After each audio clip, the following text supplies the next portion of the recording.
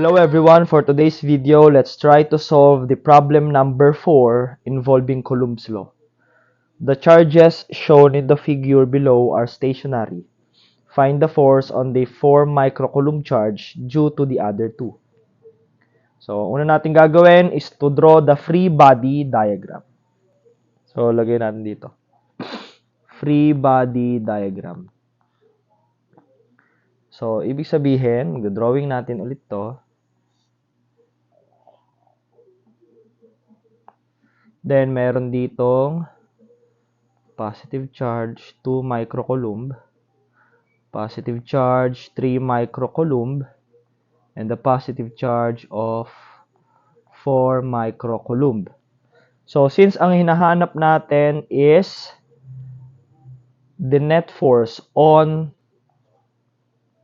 positive 4 microcoulomb, so una natin gagawin, isolve natin lahat ng forces acting on that point. Ito yung ina-analyze nating point. Okay? So, syempre, since this is both positive and positive, meron siyang force of repulsion. So, lagay natin yung force of repulsion between charges 4 microcoulomb and 3 microcoulomb. So, syempre, meron ditong tawagin natin yung F3. Okay? So, syempre dito meron ding F3. Pero since ang ina-analyze natin ay 0.4, ito na lang yung lalagyan natin, okay? Pero meron yang force dyan, meron din ditong force dito. Okay? Kasi nga, that is the force of repulsion between 4 and 3. So, ganun din kay charge 2. So, syempre, meron din diyang force of repulsion. Tawagin nating F2. Then, syempre, meron din dito, F2. Okay, so now, to analyze the net force on charge positive 4 microcoulomb, let's redraw this point. Okay, so meron tayong, ito yung point na ngayon yun. Positive 4 microcoulomb, then meron siyang F2 and F3.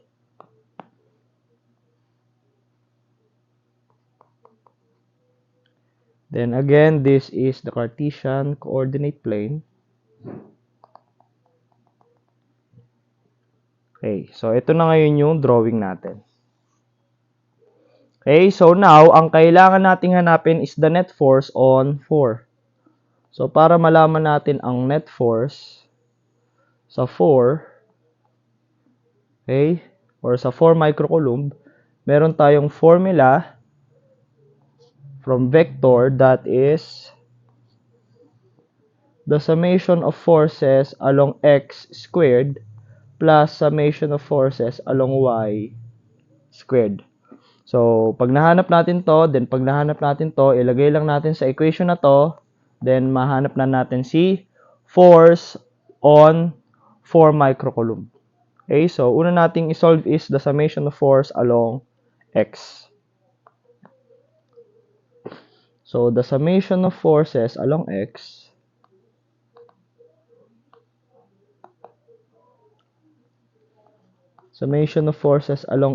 is equal to lahat ng x component ipag-add natin. And take note that forces are vectors, so mahalaga ang sign.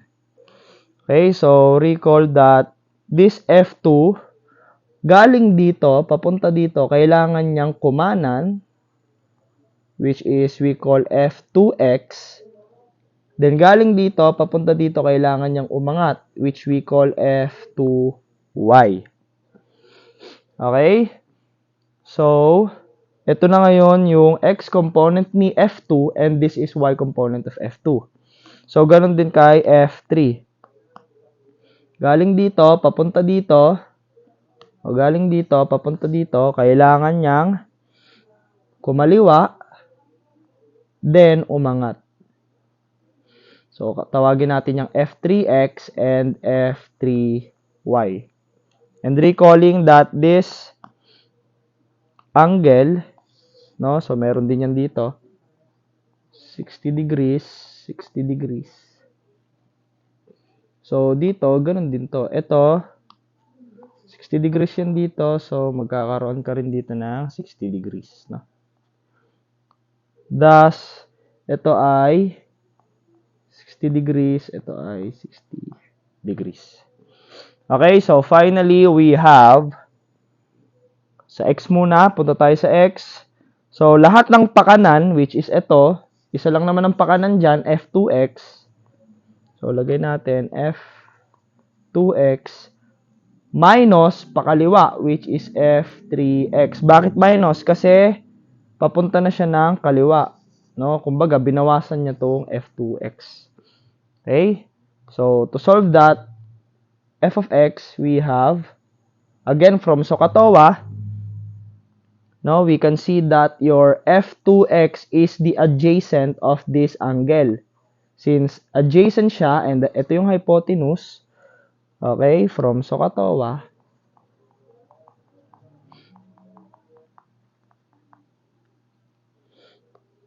no? Since meron tayong adjacent to, ito yon. Then meron tayong hypotenuse f2, ito yon. So, ang gagamitin natin as I cosine. Again, if you don't know this yet, nasa video natin yan ng vectors. Okay, so finally, ang f2x ko pala is given by, lagay natin dito, f2x, so from cosine, that is cosine 60 degrees is equal to adjacent, which is f2x, over hypotenuse, which is f2. Thus, f2x pala is equal to f2 cosine 60 degrees. So, lagay na natin ngayon dito. So, meron kang f2 cosine 60 degrees.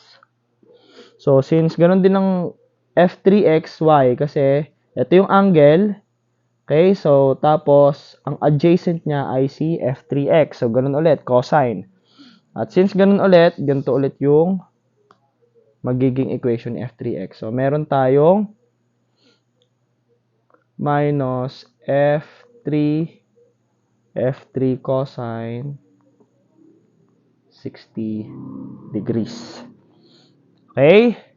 So, this is the equation of summation of forces along x.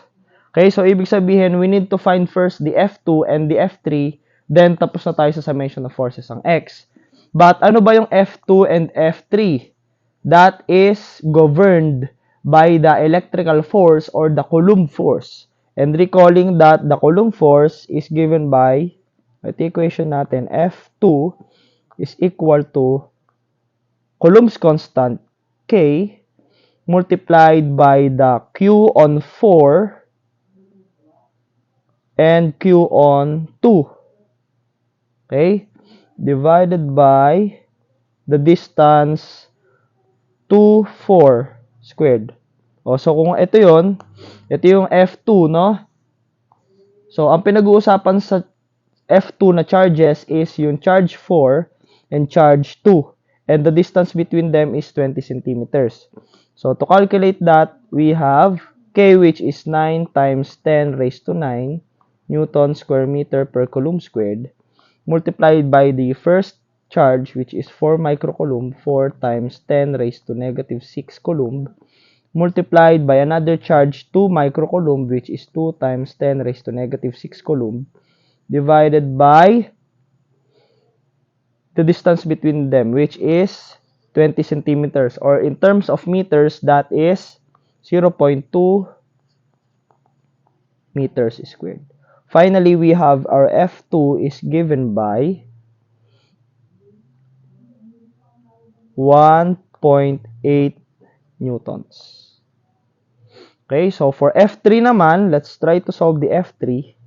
Ganun ulit, ang F3 ay the force of repulsion between the charge 4 microcoulomb and the charge 3 microcoulomb. So, ang pinag-uusapan natin is charge 4 and 3. So, meron tayong formulang KQ4Q3 over the distance between 3 and 4. squared, or that will give us 9 times 10 raised to 9 Newton square meter per coulomb squared, multiplied by the charge on 4, or that is 4 times 10 raised to negative 6 coulomb, multiplied by the charge on 3, which is 3 times 10 raised to negative 6 coulomb, divided by the distance between them, which is again 20 centimeters. Or that will give us 0.2 meters squared. So finally, ang F3 pala natin is given by 2.7 newtons. So finally, since meron na tayong F2 and F3, ilagay na natin yan sa summation of forces of X. So finally, we have pala na summation of forces on X is equal to 1.8 newtons cosine 60 degrees minus 2.7 newtons cosine 60 degrees. Or that will give us 0.45 negative 0.45 newton. So, ito yung summation of forces along X. Okay, so for the summation of forces along Y naman, ganun naman din, no? Lahat lang ng Y components. So, lahat ng pataas, so ito lang naman yung pataas natin dyang force, F2Y, minus lahat ng pababa, which is walang minus, kasi nga pares silang pataas. No? So, i-add lang natin, kasi nga summation. Kaya ito naging minus, kasi nga opposite sila ng sign, F2X, F3X. Pero since ito ay pares ng sign, pares paangat, so add lang natin. So, plus F3Y. Again, from SOHCAHTOA, since ang F2Y is opposite ng angle theta, and meron tayong hypotenuse F2, gagamitin natin is SO, or that is sine. Okay, so, meron tayong, since sine ang gagamitin natin, that is summation of forces along Y is equal to F2 sine 60 degrees plus F3 sine 60 degrees. Again, kung hindi magets paano to nakuha, meron tayong video sa vector lectures natin. Okay? So, finally, since meron na tayong F2 and F3, we can now substitute the values. We have the summation of forces along Y is given by F2, which is 1.8 newtons sine 60 degrees plus 2.7 newtons sine 60 degrees. Or that will give us summation forces along Y is given by 3.9 newtons. So, kung idodrawing natin si 0.4, ito yon si positive 4 microcoulomb, ang summation of forces sa Y pala niya is, kung ito yung Cartesian plane, okay, ang summation forces sa X niya ay papuntang kaliwa. So, pag ganon, tapos paangat. So, nandito si F4. Okay? So, thus, we have our F4 is given by square root ng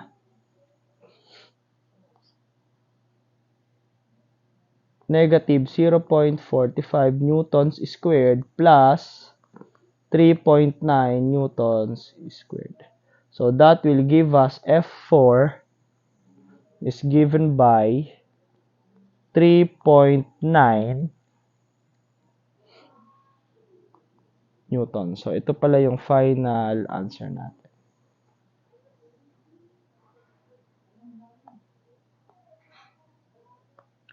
Okay?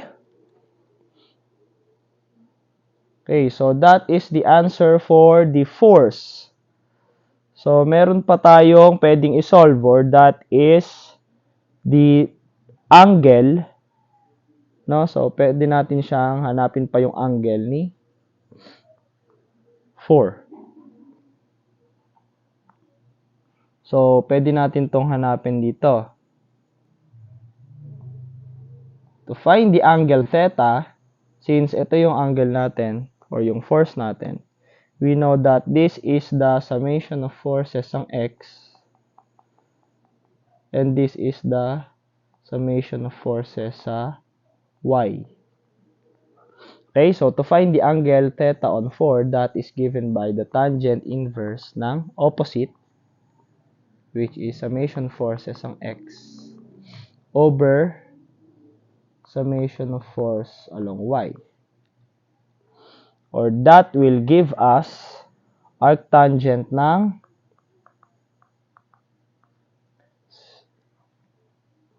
0.45 newtons over 3.9 newtons. Bakit naging positive to? Okay? Kasi nga, kailangan natin yung mismong angle na to. Okay? At since we are talking about an angle located in the quadrant 2. Okay? So, quadrant 2. So, ito na yung ilalagay natin. Positive na. Para hindi na tayo malito. Actually, na-lecture din natin to sa vectors lectures natin. Meron tayong video dyan. Kung nalilito kayo. Okay? So, finally, we have the angle theta is given by 7 degrees with respect to the positive y axis. Okay, so this is the angle of the resultant force on 4 microcoulomb.